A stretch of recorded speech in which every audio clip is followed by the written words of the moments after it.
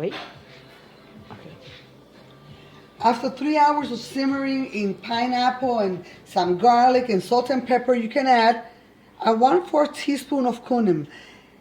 It just gives it a little kind of different flavor, and you have to really, really mix it in. So you have to get your hands into the action of the whole thing, and your beef is going to be amazingly soft and delicious. Really mix it around. It is going to be so yummy. You're going to love your tacos. There you go. So the other ingredient that I forgot to tell you about earlier is just cheese. Any board cheese that you find. If you find Oaxaca cheese, good. If not, regular mozzarella, good. And you're going to try to shred it. If you're having a hard time because sometimes the cheese is so stucky, I do my traditional cut it up with a knife thing because that always works. You can't go wrong if you have a knife. If you have a knife, just cut it up and mix it in, okay?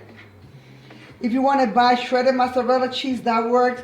But it's always nice to ask Oaxaca cheese if it's available. Not every neighborhood has Oaxaca. I live in an area that actually has it, so I'm very lucky that way.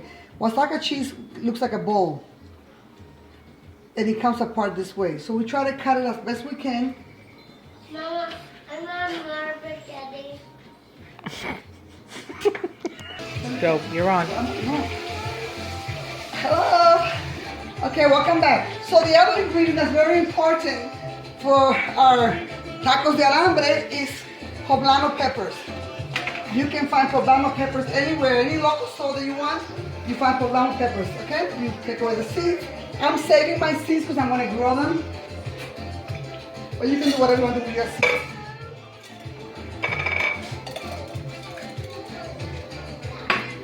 This recipe is going to require at least 2 poblano peppers. Everything should be equal amounts.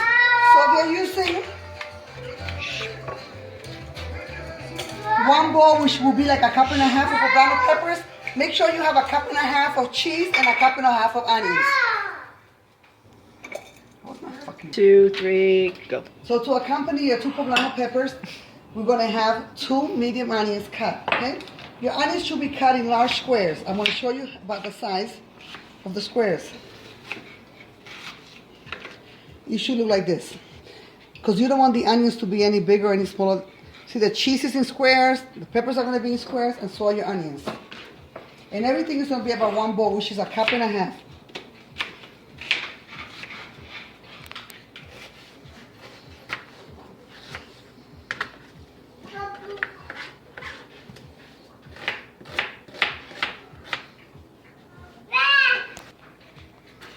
So your pepper should be cut in squares, in perfect about 1-inch squares, okay?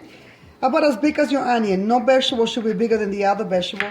It makes it aesthetically pleasing. It makes all the flavors be even. So we have our poblano pepper. We have our white onion.